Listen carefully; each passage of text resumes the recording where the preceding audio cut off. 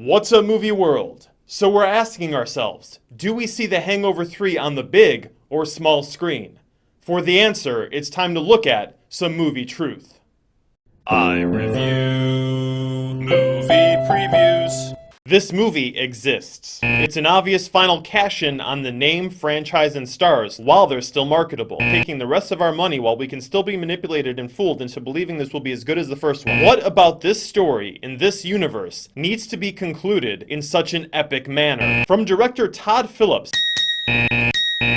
Mr. Chow is back. Mr. Chow's style of comedy has gone from funny to annoying. The catch-22 of fame is they only build you up to tear you down later. John Goodman is a bad guy. John Goodman only has a small role. Mike Tyson makes a cameo. Mike Tyson is still doing cameos. Mike Tyson will kick your ass if you disparage his cameos in any way. Roller Girl is back. Supposedly, this installment drops the formulaic setup established in the first two films. There's no wedding. There's no bachelor party. There is a funeral. They killed off one of the best characters in the series. Due date's bad lip sync.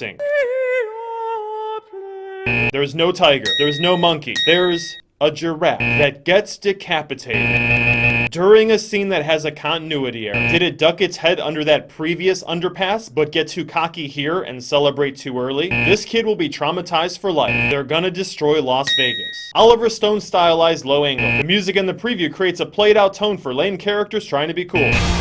Can you remember me? I'm the one that picked the option. None of the jokes in this preview are funny. My God, he's got the voice of an angel. It's breathtaking. Ooh, I like that. Alan and a bought a giraffe. Oh, my life is great.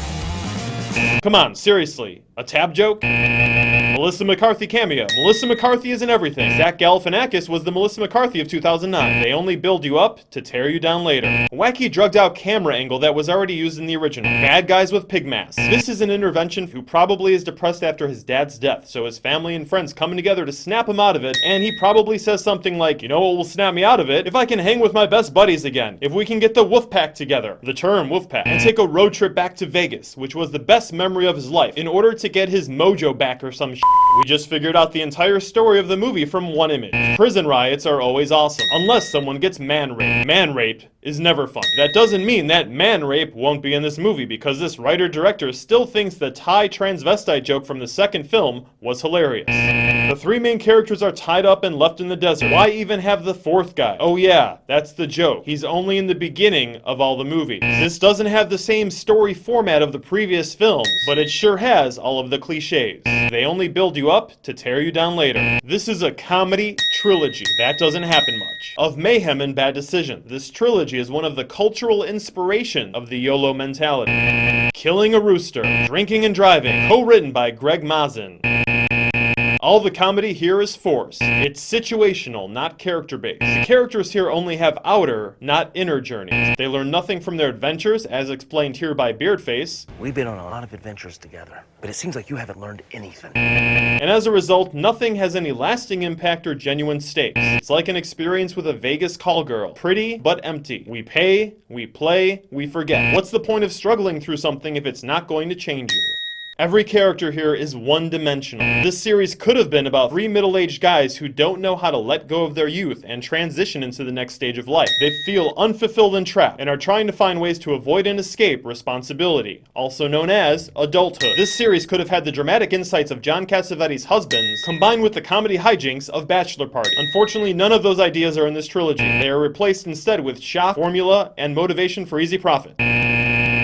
It just maintains story consciousness. While the second film lowered that consciousness because it reused the original's formula and didn't add anything new, this one at least wants to do something different. It won't be as impactful as the first film, but at least its brainwaves are showing some activity. It'll be better than the one that deleted the words Las Vegas and replaced it with Bangkok, but not as good as the one that had creativity and energy behind it. The movie truth totals say, save your money and see it on the small screen. Watch it on Netflix. The original had a budget of $35 million and made $45 opening weekend. Going on to gross 462 worldwide. The sequel had a budget of 80, making 85 opening weekend and grossing 581 worldwide. At this pace, the budget for the third film will be 100 million and the opening should match that. But will it? Probably not, because the sequel made everyone hesitate about the quality and motivation of this franchise. It's the only big comedy coming out in May, so a laugh-hungry audience might reward it with about 60 million opening weekend, and it'll end up making 400 worldwide. If you've seen the first two movies in the theater, you might feel the nostalgia factor to do the same here again. If you have franchise obsessive compulsive disorder, the feeling that you're incomplete unless you've seen every installment of a film series, you're gonna check this out. Now, it's up to you to choose your movie destiny. Consider yourselves advised. Remember, H-Wood, aka StoryCorp,